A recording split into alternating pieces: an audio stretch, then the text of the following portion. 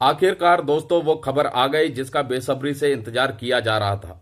केंद्रीय कर्मचारी और पेंशन भोगी जो कि 8वें वेतन आयोग के गठन को लेकर के खबर का इंतजार कर रहे थे, उसके ऊपर लेटेस्ट अपडेट आई है। दोस्तों, कर्मचारी यूनियन के रिप्रेजेंटेटिव और कैबिनेट सेक्रेटरी के बीच में एक महत्वपूर्ण वार्तालाप हुई है 8वें वेतन आयोग के संदर्भ में।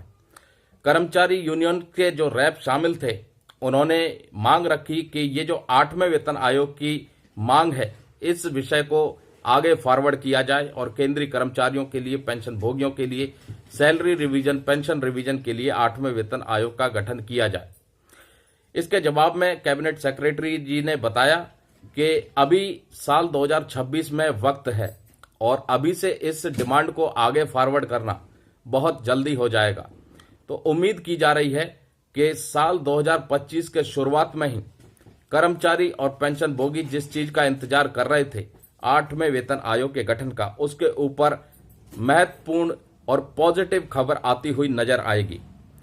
ये खबर news18.com की तरफ से छापी गई थी, जिसको हमने आपको विस्तार से बताया। दोस्तों, 8वें वेतन आयोग को लेकर के उसके अंतर्गत, उसके तहत सैलरी और पेंशन रिवीजन को लेकर के भी कई तरह की खबरें चल रही हैं। मीडिया रिपोर्ट्स के मुताबिक फिटमेंट फैक्टर 1.92 का इस्तेमाल करने के बाद मिनिमम जो सैलरी 7th पे कमीशन के हिसाब से मिल रही है 18,000, उसमें बढ़ोतरी होकर के 34,500 रुपए के आसपास हो सकती है। ऐसा अगर हो जाता है तो केंद्रीय कर्मचारियों को एक बम्पर तोहफा उनकी सैलरी और पेंशन से जुड़ा मिल सकता है। वहीं पेंशन भोगियों की भी पेंशन में तगड़ा उछाल देखने को मिलेगा अगले वेतन आयोग में।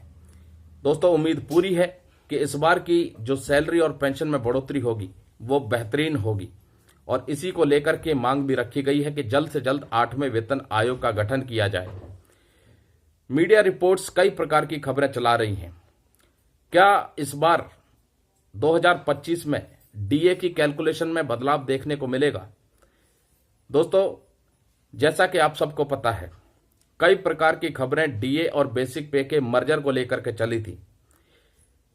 बताया गया था कि 50% डीए जैसे ही क्रॉस करेगा उसको बेसिक पे में मर्ज कर दिया जाएगा। तो क्या अगले डीए की घोषणा से पहले डीए की कैलकुलेशन में बदलाव होने वाला है?